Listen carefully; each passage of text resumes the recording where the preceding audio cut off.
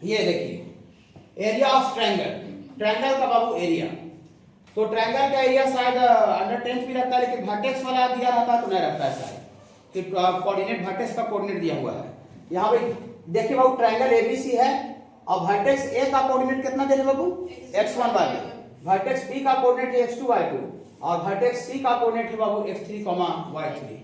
Okay बाबू, हाँ ये triangle का वर्टेक्स दिया हुआ है और इसका हमको एरिया निकालना, क्षेत्रफल निकालना है। ओके देखिए, तो एक फॉर्मूला ऐसा होता है बाबू, इसको याद रखिएगा। देखिए यहाँ पर x1 y1 है ना बाबू, इसको हम 1 बोलते हैं और x2 y2 है इसको 2 बोलते हैं। यहाँ पर x3 y3 इसको 3 बोलते हैं। इसको एंटी क्लॉकवाइज रोटेशन करना है, ऐसे जैसे घड़ी चलता है उसको उल्टा। यहाँ देखिए, यहाँ जैसे 12 बजा है ऐसे घड़ी नहीं चलता है, घड़ी को उल्टा चल रहा है। ये रो का मतलब ऐसे घूमना है, ऐसे घूमना है। देखिए इसका यूज कैसे करेंगे इसका, ठीक है। यहाँ से लिखेंगे एरिया ऑफ ट्रायंगल को बाबू कैपिटल डेल्टा से रिप्रेजेंट किया जाता है। स्मॉल डेल्टा क्वाड्रेटिक की क्वेश्चन पढ़े हो, इस तरह 8 नियम दिया था और कैपिटल डेल्टा ट्रायंगल जैसा सिंबल होता है उस तरह का कैपिटल डेल्टा देते हैं। एरिया ऑफ ट्रायंगल हो चाहे किसी का भी एरिया हो, उसको कैपिटल डेल्टा से सूचित किया जाता है। ओके हाँ, capital delta area of triangle A बराबर फार्मूला बाबू ऐसा होता है बाबू 1/2 मॉडुलस, 1/2 मॉडुलस। मॉडुलस क्यों लगाए हैं, क्योंकि ट्रायंगल का एरिया हो चाहे स्क्वायर का एरिया हो चाहे मेरा खेत उत का एरिया हो या चाहे रूम का एरिया हो, कभी माइनस में हो सकता है क्या नहीं, इसलिए हम उसको पॉजिटिव कंफर्म करने के लिए दोनों तरफ से मॉडुलस का साइन देंगे। ओके हाँ देखिए, यहाँ से चालू करना है x1 इंटू, तो x1 एंटी क्लॉक चलना है, ऐसे ऐसे घूमना है एंटी क्लॉक। तो x1 के बाद यहाँ देखिए 2 और 3 है, तो यहाँ 2 और 3 y में लगा के घटाना है, y2 minus y3, x1 y2 minus y3। फिर x में 1 लग गया, फिर अभी x में 2 लगेगा, x2 प्लस x2, अब x2 लग गया तो फिर इसका आगे वाला y3 माइनस y1, हाँ y3 माइनस y1 और फिर प्लस x1 भी हो गया, x2 भी बाहर से हो गया, फिर इसके बाद x3, यहाँ से बाबू x3 हो गया तो हाँ y1 माइनस y2 का मॉडुलस हो गया। ये बाबू इस तरह का कंसेप्ट आप फॉलो कर दीजिएगा तो ट्रायंगल का बाबू एरिया आपको क्या होगा आ जाएगा। इसका प्रूफ भी आपको नोट्स में दिया हुआ है, लेकिन बाबू उसमें 10 मिनट हाँ ना, हाँ इसका कोई आवश्यकता है नहीं, खाली फॉर्मूला याद रखिएगा, रुक जाइएगा, घबराई करेंगे। देखिए ये ट्रायंगल का एरिया हुआ, इसमें कहीं कुछ प्रॉब्लम नहीं है, आराम से निकल जाएगा वर्टेक्स दिया रहने पर। लेकिन इसी फार्मूला को हम एक तरीका से और लिख सकते हैं, या करके या लिखे हैं, परमुटेशन में ओवर पढ़े ना, माने ये बोले चाहे ये बोले, कोई दिक्कत नहीं है। तो यहाँ से डेल्टा बराबर आ जाएगा 1/2 मॉडुलस। देखिए इसका पहला वर्टेक्स कितना है, x1 y1 है बाबू, पहला वर्टेक्स का कोऑर्डिनेट x1 y1 है। देखिए तो अभी इसको हम डिटरमिनेंट तुरंत बता रहे हैं बाबू, अभी तुरंत डिटरमिनेंट बताएंगे। आप फिजिक्स का केमिस्ट्री पढ़ते होंगे तो ऐसे ऐसे जो चलता है ना हॉरिजॉन्टल, उसको रो बोलते हैं।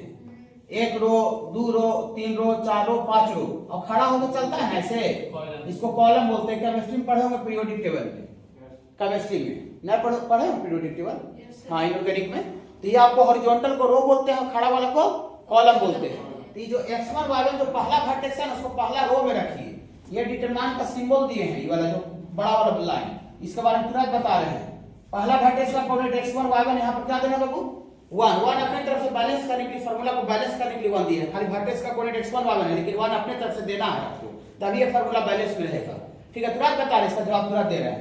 और फिर दूसरा रो में लिखना है दूसरा आपका रो में लिखना है बाबू ये x2 y2 और 1, और तीसरा रो में लिखना है बाबू x3 y3 और 1 का ये डिटरमिनेंट, ये मॉडल। बड़ी सारी बड़ा वाला इस तरह का क्या दे दिया, ये रो और कॉलम ऐसे करके क्या दे दिए। ये जो आप सिंबल जो दिख रहा है बाबू, इसी सिंबल को क्या बोला जाता है, इस बात को डिटरमिनेंट बोला जाता है। इस बात को क्या बोला जाता है बाबू,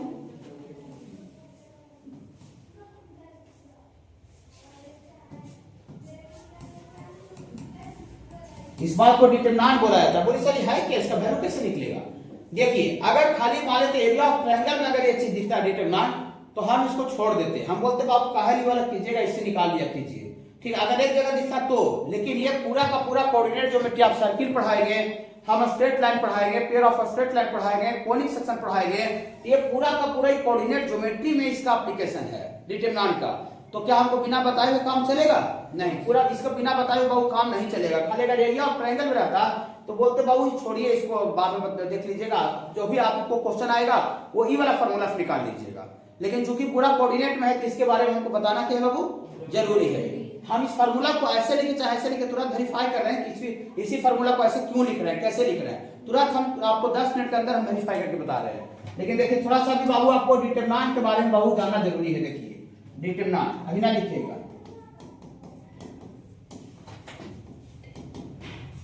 DETERMINANT होता है डिटरमिनेंट। ओके, ये क्या है बाबू, देखिए आपके पास कोई भी नंबर है या फंक्शन रहना चाहिए, नंबर मतलब 1 2 3 4, फंक्शन मतलब एक्स वाई साइन कॉस कुछ भी है, उसको एक रो हॉरिजॉन्टल रो और कॉलम बाद में एक स्ट्रेट लाइन सिंबल के अंदर आप अरेंज कर देते हैं नंबर या एक्सप्रेशन को, नंबर या फंक्शन को एक स्ट्रेट लाइन के अंदर आप अरेंज कर देते हैं स्क्वायर फॉर्म में। स्क्वायर फॉर्म का मतलब चाहे वो रो उसमें रहे ना चाहे वो कॉलम रहे, तब जो वैल्यू आता है, जो एक्सप्रेशन आता है, उस एक्सप्रेशन को डिटरमिनेंट बोला गया है। फिर बाबू हाँ, कोई भी नंबर या एक्सप्रेशन या फंक्शन को रो और कॉलम बाज में स्क्वायर फॉर्मेट में अरेंज कर दीजिए। स्क्वायर में वर्गाकार रूप में एक स्ट्रेट लाइन के अंदर, स्ट्रेट लाइन ये देखिए सीधा रखा है, स्ट्रेट लाइन के अंदर स्क्वायर फॉर्म में अरेंज कर दीजिएगा। स्क्वायर में वर्गाकार रूप में, मतलब हर हाल में उसमें 2 रो 2 कॉलम रहना चाहिए, 3 रो 3 कॉलम, 3 को अलग अलग रो और कॉलम नहीं रहना चाहिए। तब उससे जो एक्सप्रेशन आएगा, जो बात आएगा, जो वैल्यू आएगा बाबू, उस वैल्यू को क्या बोला गया बाबू, डिटरमिनेंट। तो डिटरमिनेंट जो चालू होता है बाबू, वो 2 रो और 2 कॉलम से स्टार्ट होता है, 2 रो और 2 कॉलम से, 1 रो और 1 कॉलम से नहीं, माने ऐसे खाली नहीं रहेगा, ऐसे नहीं रहेगा। जब भी रहेगा तो उसमें क्या रो क्या कॉलम रहेगा बाबू, 2 रो 2 कॉलम। तो आपको जो पढ़ाई करना है डिटरमिनेंट के बारे में, मेनली 12th में पढ़ना है, यहाँ पर थोड़ा सा बेसिक फंडामेंटल है, तो 15 मिनट का टाइम लेके अभी हम बता देते हैं। सुनिए, आपको पढ़ाई करना है बाबू सेकेंड ऑर्डर का डिटरमिनेंट और थर्ड ऑर्डर का डिटरमिनेंट। सेकेंड ऑर्डर का डिटरमिनेंट का मतलब जिसमें 2 रो और 2 कॉलम रहना चाहिए, और 3 ऑर्डर का डिटरमिनेंट का मतलब 3 गो रो और 3 गो कॉलम, 3 ऑर्डर का है। लेकिन पढ़ाई आपको 2 ऑर्डर से स्टार्ट होता है।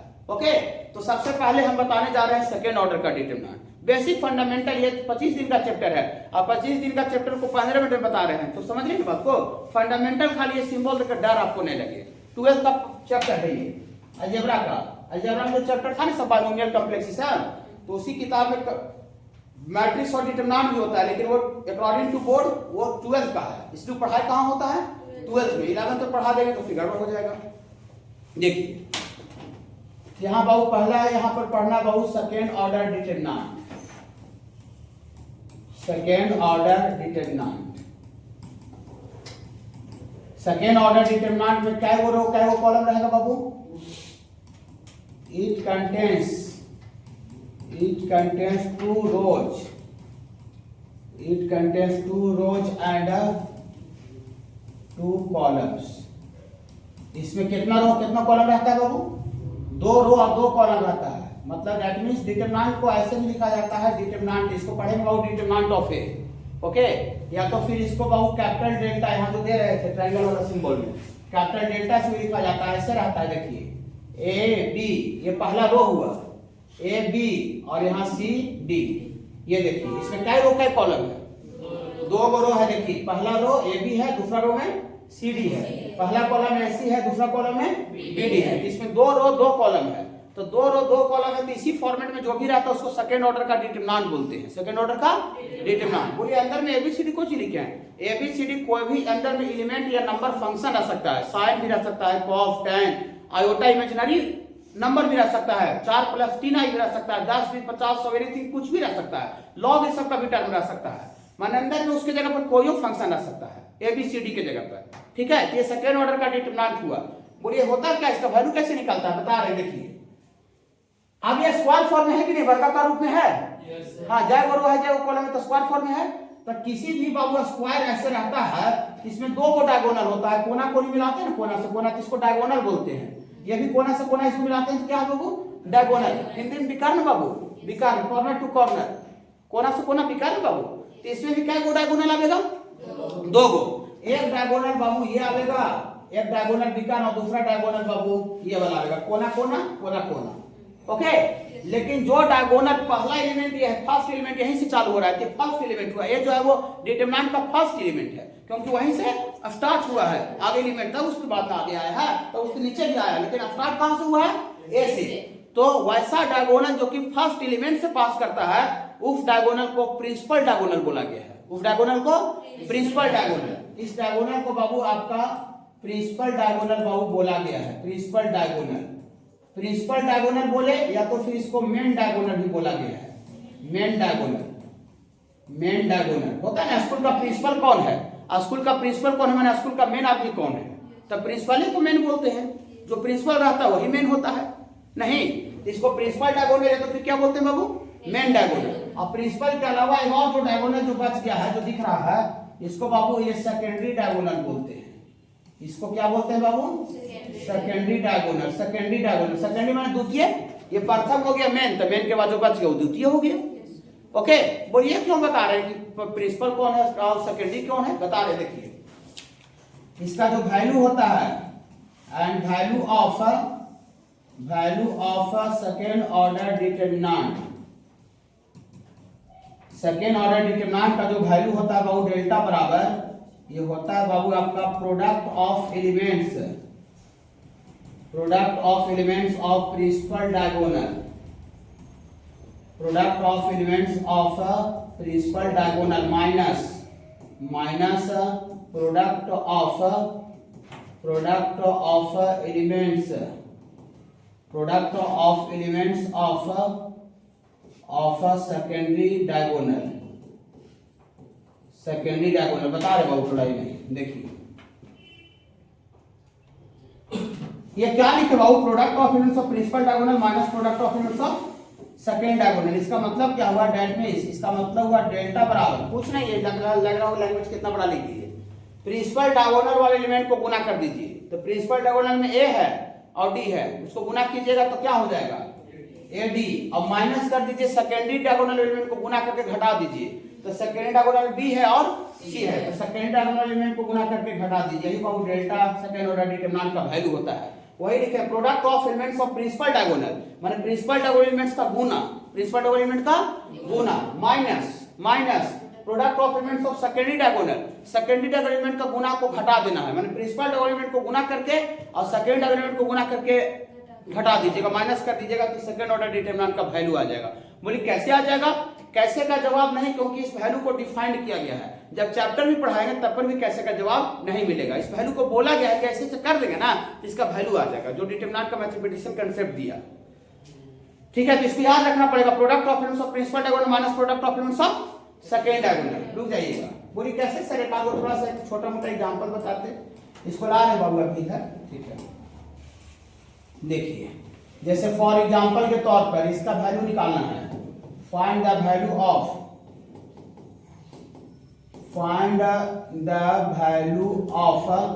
ये डेल्टा बराबर 1 3 1 2 4 और 8, इसका वैल्यू निकालना है। तो फिर हम सर्च कर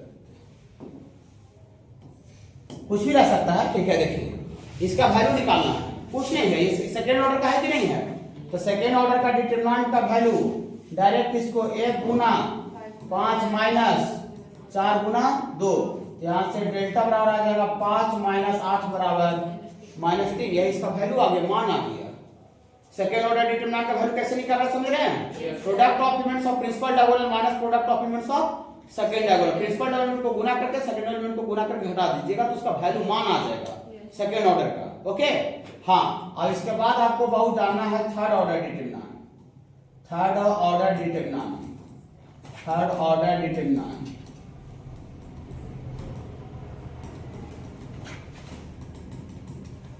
थर्ड ऑर्डर डिटरमिनेंट बताइए, इसमें कितना कै वो कॉलम रहेगा, 3 रो 3 कॉलम। इट कंटेन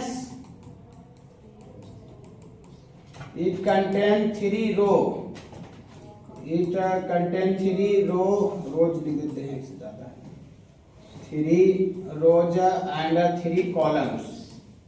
इसमें बाबू 3 गो रो और 3 गो कॉलम्स रहता है, ऐसे बाबू इस फॉर्म में रहेगा, डेल्टा बराबर ये A1 B1 C1, अंदर में कुछ भी रह सकता है, हम थ्योरी बता रहे A1 B1 C1 ले रहे हैं, जब क्वेश्चन आएगा तो वहां पर 4 5 20 25 sin cos tan कुछ भी रह सकता है।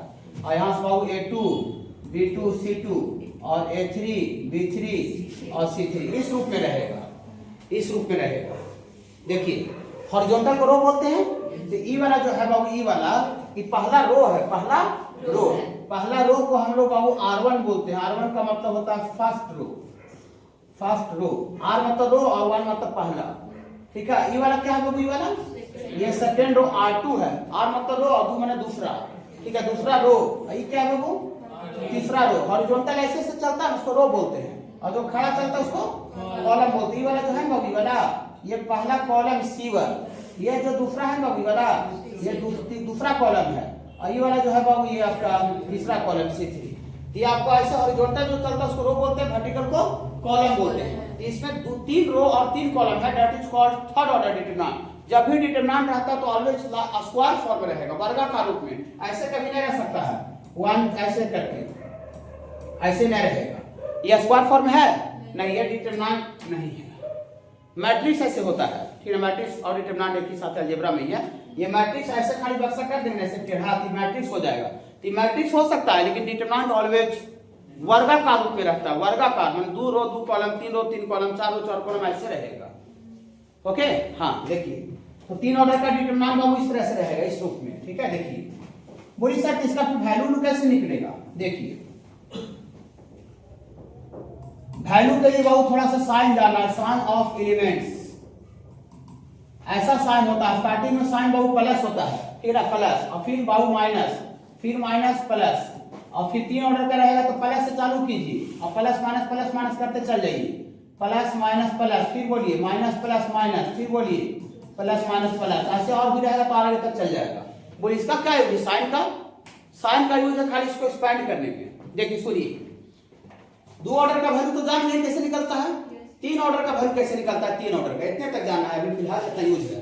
ये 3 ऑर्डर डिटरमिनेंट है, इसका वैल्यू कैसे निकलेगा, आप इसको कोई भी रो चाहे कोई भी कॉलम कॉलम विस्तार कर दीजिएगा, एक्सपेंड कर दीजिएगा। कैसे कर देंगे तुरंत बता रहे हैं, कोई भी रो चाहे कोई भी कॉलम कॉलम एक्सपेंड कर दीजिएगा तो 3 ऑर्डर डिटरमिनेंट का वैल्यू आ जाएगा, ठीक है ना बाबू। देखिए लिखते हैं, देखिए for value of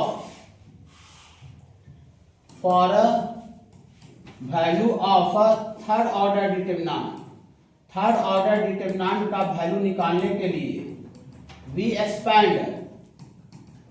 expand along any row or any column, देखिए क्या लिखे हैं, एनी रो माने कोई भी रो, या लिखे OR या एनी कॉलम माने कोई भी रो चाहे कोई भी कॉलम के लॉन्ग हमको बाबू एक्सपेंड करना पड़ेगा। एक्सपेंड मतलब होता है विस्तार करना, ओके, एक्सपेंड करना मतलब विस्तार करना, माने कोई भी रो चाहे कॉलम को रंग एक्सपेंड कर देंगे तो डिटरमिनेंट का 3 ऑर्डर डिटरमिनेंट का मान आ जाएगा। वैल्यू माने मान होता है। बोलिए कैसे एक्सपेंड कर दिया थोड़ा बताइए। देखिए इसको एक्सपेंड करके बताते हैं, R1 के लॉन्ग, R1 का मतलब फर्स्ट रो कर सकते हैं किसी रो चाहे कॉलम के लॉन्ग, लेकिन हम बता किसके लॉन्ग रहा है शुरू में R1। अभी जब क्वेश्चन देंगे तो हम इसको R2 R3 जो बोलिएगा उसके लॉन्ग करके बता देंगे, वैल्यू को चेंज नहीं होगा। देखिए एक्सपेंड करने का तरीका क्या है, सब सुनिए ध्यान से। देखिए डेल्टा बराबर, देखिए R1 के लॉन्ग कर रहे हैं तो R1 का मतलब पहला रो होता है, तो पहला रो में कौन कौन सा एलिमेंट है, फर्स्ट रो में कौन कौन सा एलिमेंट है, फर्स्ट रो में A1 है, B1 है, C1 है, खाली उसी पर नजर रहेगा। पहला रो में A1 B1 और C1, तो R1 का पहला एलिमेंट कौन है, यहां से स्टार्ट हो रहा है A1, साइन के साथ लिखिएगा, यहाँ साइन प्लस, वहां से देखने की जरूरत नहीं है, शुरू में जो साइन होता है वो प्लस से चालू होता है, बाकी फिर प्लस माइनस करके चलते चल जाता है। यहाँ पर साइन क्या होता है बाबू, प्लस, तो प्लस के साथ लिखेंगे, देखिएगा प्लस A1, फिर डिटरमिनेंट का सिंबल दीजिए, प्लस A1 लिख दिए, हाँ डिटरमिनेंट का सिंबल दीजिए, डिटरमिनेंट का सिंबल। लॉजिक क्या है कि जिस एलिमेंट को आप ले रहे हैं, जिस एलिमेंट को आप लिए हैं, A1 को लिए हैं, तो उस एलिमेंट से पास करता हुआ रो और उस एलिमेंट से पास करता हुआ कॉलम को डिलीट कर दीजिए। डिलीट करना मतलब हटा दीजिए, हमेशा के लिए नहीं, पल भर के लिए अपना दिमाग से निकाल दीजिए। देखिए ऐसे ये A1 लिए हैं तो A1 से पास करता हुआ कॉलम, ही नहीं बाबू, इससे पास करता हुआ कॉलम और उसी एलिमेंट से पास करता हुआ रो, तो उसी एलिमेंट से रो कौन सा रो पास कर रहा है, ये वाला, इसको हटा दीजिए, मन से निकाल दीजिए, थोड़ा देर के लिए ढक दीजिए, ठीक है ढक दीजिए। देखिए इससे पास करता हुआ कॉलम, इससे पास कर रो को ढक दीजिए, तो ढकला के बाद कौन नजर आ रहा है, B2 C2 B3 C3, ये नजर आ रहा है, देखिए बाबू, हाँ B2 C2 B3 C3 है ना, 4 एलिमेंट में है, चार एलिमेंट है, 4 एलिमेंट में 2 ऑर्डर, तो इसी को हाथ हटावेंगे तब वहां लिखेंगे। देख लीजिए अच्छा से, देख लिए, हाँ तो ये वहां बोलिएगा, देखिएगा बोलिएगा। B2 C2 B3 कहने से टपक क्या है समझ आया? इस एलिमेंट को आप लिए उस एलिमेंट से पास कर दो, रो कॉलम को हटा दीजिए, हटाने पर जो बचेगा वो उसका उसको लिख दीजिए, दो ऑर्डर डिटरमिनेंट। ये दो ऑर्डर का डिटरमिनेंट तो ही बता रहे थे। फिर पहला रो में पहला एलिमेंट का काम हो गया, फिर पहला रो में इसका काम हो गया, इसके बाद पहला रो में कौन सा एलिमेंट है? पहला रो में B1 है, साइन के साथ, यहाँ साइन प्लस है, इसके बाद प्लस के बाद माइनस होता है, तो साइन के साथ लिखना है माइनस B1, फिर डिटरमिनेंट का सिंबल दीजिए। फिर वही काम जो दोहराए थे, मैंने पहला बार किए थे, अब B1 ले रहे हैं, इसका पहला रो इसके बाद इसका बारी है, तब B1 ले रहे हैं तो B1 से पास करता हूँ कॉलम रो को हटा दीजिए, डिलीट कर दीजिए, इससे पास करो कॉलम ही है, इससे पास करो ये है, डिलीट कर देंगे, हटा देंगे, मन से निकाल देंगे। देखिए कौन बचेगा? A2 C2 A3 C3। देखिए अच्छा कौन बचेगा? हाथ हटाए वही वहां बोलिएगा, देखिए हटा रहे हैं, बोलिए A2 C2 A3 C3। कहने से सवाल है, समझ रहे हैं? पहला रो में दो एलिमेंट का काम हो गया, इसका भी हो गया, A1 का भी काम हो गया, B1। पहला रो में क्या एक और कौन है? C1। पहला रो के लॉन्ग कर रहे हैं, इसका भी हो गया, इसका भी हो गया, इसका बारी है, तो इसमें इसका साइन बोलिए, प्लस माइनस के बाद प्लस, प्लस से चालू कीजिए, प्लस माइनस प्लस करते चलिए। तो हाँ यहाँ से बाबू प्लस प्लस C1, फिर से डिटरमिनेंट दीजिए, फिर वही लॉजिक जो पुराना जो कर रहे थे, इससे अब इस एलिमेंट को आया बारी आया है, इससे पास करते हुए कॉलम रो को डिलीट कर दीजिए, डिलीट कर देंगे, देखिए क्या बचेगा, देखिए A2 B2 A3 B3 बचेगा। हाँ तो इसको लिखिए यहाँ पर, यहाँ पर से क्या बचेगा बाबू? यहाँ बचेगा A2 B2 A3 B3 बचेगा। बोलिए ऐसा ऐसे वैल्यू निकलेगा यार? नहीं ऐसे नहीं निकलेगा, ये तो स्टेप पीछे वाला वैल्यू है, ये plus A1 second order determinant का वैल्यू इधर बताए थे, थोड़ा सा आवेगा, product of elements of principal minus secondary, इसको हाँ B2 C3 minus C2 B3 और प्लस के बाद माइनस B1, ये वाला बोलिए A2 C3 minus C2 A3 या तो A3 C2, कोई दिक्कत नहीं होना, और C1 into यहाँ पर A2 B3 minus B2 A3।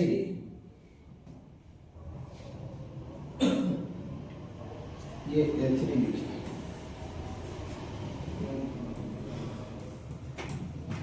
आप जरा देखिए यही इसका वैल्यू आगे बहु, बोलिए सर इतना बड़ा बड़ा वैल्यू आएगा? नहीं, ये आपको A1 B1 C1 में दिख रहा है इसलिए इतना बड़ा दिख रहा है, जब कांस्टेंट डिजिट में देंगे ना 4 5 6 में तो छोटा 10 आएगा, 5 आएगा, 3 आएगा, 0 ऐसे करके आएगा। जब हम इसको एक्सपेंड करेंगे बाबू, जब हम इसको एक्सपेंड करेंगे तो ये वाला लाइन नहीं लिखेंगे, ये वाला लाइन ये समझाने के लिखे थे, डायरेक्ट ई लिखेंगे, इसका वैल्यू लिखेंगे। बोले डायरेक्ट को कैसे लिखा जाएगा सर? अजीब बात करते हैं, देखिए कैसे लिखा जाएगा। R1 का लॉन्ग एक्सपेंड कीजिए, प्लस A1, इससे 5 रो और कॉलम छूट जाएगा, ये छोड़ करके यहां से भाग करके ये गुना करेंगे, ये B2 C3 minus C2 B3, ये वही गुना करेंगे, फिर प्लस के बाद माइनस B1, ये खत्म ये खत्म, डायरेक्ट यही गुना करेंगे कि A2 C3 minus C2 A3, फिर ये वाला हटा देंगे, ये वाला छोड़ देंगे, A2 B3 minus B2 A3। माने ये लाइन नहीं लिखेंगे, समझाने के लिए लिखे हैं, डायरेक्ट ये वाला लाइन लिखेंगे। ओके, बोलिए सर कुछ समझ में नहीं आ रहा सर, आप क्या बता रहे हैं? ठीक है, कोई दिक्कत है, ऐसे समझ में आवे नहीं करता है, समझ में देखिए मैथ कैसे आता है इसके बाद समझ में आएगा। आप यहाँ से थोड़ा एरिया ऑफ ट्रायंगल लिख लेते क्या? वो थोड़ा लगातार ज्यादा हो गया, चलिए कोई दिक्कत नहीं, गाड़ी का टाइम से कम 2 मिनट का काम है। ठीक है, यहाँ बाबू 1 लेते हैं, 3 लेते हैं, 0 लेते हैं, 4 5 3 1 2 4, कुछ ही अंदर आ सकता है, इसका वैल्यू निकालना है, 3 ऑर्डर का है कि नहीं है? तो इसको किसी भी रो चाहे कॉलम को लॉन्ग एक्सपेंड करने से इसका वैल्यू आ जाएगा, और कोई भी रो चाहे कॉलम को लॉन्ग एक्सपेंड कीजिएगा, वैल्यू कोई परिवर्तन न होगा। लेकिन अब जब थ्योरी पहला रो के लॉन्ग बताए हैं तो हम पहला रो ही के लॉन्ग हम अपनी तरफ से बताते, फिर आपसे पूछेंगे एक्सपेंड अलोंग फर्स्ट रो, तो डेल्टा फर्स्ट रो में कौन कौन एलिमेंट है? 1 3 0, साइन के साथ दीजिए +1, लॉजिक इससे 5 कर तो कॉलम और रो छूट जाएगा, 5 को 20 20 और -6, देखिए 3 गुना नहीं हो गया, इतना भारी थोड़ी, प्लस के बाद -3, फिर इससे 5 का रो और कॉलम छूट जाएगा, 4 को 16 -3, प्लस माइनस के बाद +0, जैसे 0 देखिएगा ना 3 खत्म नहीं कीजिए, बोली कहां करेंगे? 4 दूनी 8 -5 कहां लिखेंगे? कहा है कि 4 दूना 8 -5 रहेगी 50 100 रहेगी, मगर जब गुना में 0 आ गया है तब तो पूरा वैल्यू 0 हो जाएगा, नहीं तो टाइम जो उसका खत्म करेंगे, खत्म माने 0 देखिए आगे बढ़ जाइए, नहीं समझ रहे हैं? हाँ, यहाँ से इसका डेल्टा वैल्यू आगे 20 में से 6 गया, 14 गुना 1 14 ही आएगा, और 16 में से 3 गया 13, और माइनस 39, तो 39 में से 14 घटे 25 माइनस 25, इसका वैल्यू आंसर आ गया।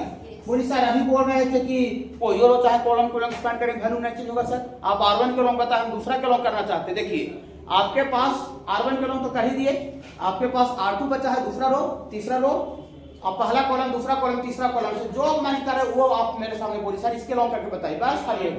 किसके लॉन्ग? कॉलम 2 कुछ भी बोल सकते हैं और एक आध आप लोग ही बोल देंगे, मैंने कर देंगे जो बोलिएगा। इसको याद करके बोलते हैं स्पैन लॉन्ग C2 का मतलब दूसरा कॉलम। तो अभी खाली दूसरा कॉलम पर नजर रहेगा, दूसरा कॉलम में कौन कौन सा एलिमेंट है? दूसरा कॉलम पकड़ लेते हैं ना, खड़ा को कॉलम बोलते हैं, खड़ा को कॉलम, हॉरिजॉन्टल को रो बोलते हैं। तो यहाँ 3 5 2 है, तो दूसरा कॉलम का पहला एलिमेंट है, दूसरा कॉलम का दूसरा पहला है, ये दूसरा है, तीसरा है। तो यहाँ साइन का साथ लिखना है, साइन यहाँ प्लस के बाद यहाँ साइन माइनस गिरता है, तो -3 लिखेंगे, -3। फिर वही लॉजिक, इससे पास कर तो कॉलम रो छूट जाएगा, तो 4 को 16 -3 हो गया ना। प्लस माइनस के बाद यहाँ प्लस ना आता बाबू, दूसरा रो सॉरी दूसरा कॉलम, यहाँ पर +5, फिर वही लॉजिक, इससे पास करता हुआ कॉलम और वो छूट जाएगा, ये खत्म हो जाएगा, ये खत्म हो जाएगा, 1 गुना 4 4 -0। फिर इसका भी काम हो गया, इसका भी काम हो गया, इसका बचल है दूसरा कॉलम के लो, तो प्लस माइनस प्लस के बाद माइनस ना, ऐसा करके देखिए प्लस कहूँ भी उसको जगह चल जा रही है, देखिए plus minus plus minus, okay. तो यहाँ क्या लिखे? -2 लिखे। फिर वही लॉजिक जिससे इसे पास करता हुआ कॉलम, हाँ और रो छूट जाएगा, ये वाला देखिए खत्म हो जाएगा, 1 गुना 3 माइनस 4 गुना 0 0। तकलीफ है क्या बाबू? दूसरा कॉलम को लो, जैसे दूसरा कॉलम के यहाँ से तीसरा रो भी कर सकते हैं, पहला कॉलम जो मन करता है जो कर सकते हैं, कोई रोक ठोक नहीं है। तो 16 से 3 गया 13, -39 प्लस 5 को 20 और -6, ठीक है बाबू, गड़बड़ा देते हैं। तो ये आपका -45 और प्लस 25 सॉरी 20, तो -45 में 20 जुड़ेगा तो कितना होगा? हाँ सर समझ रहे हैं। आखिरी के हम कर सकते हैं, कोई दिक्कत नहीं है, ठीक है ना, ऐसे वैल्यू निकलता है डिटरमिनेंट।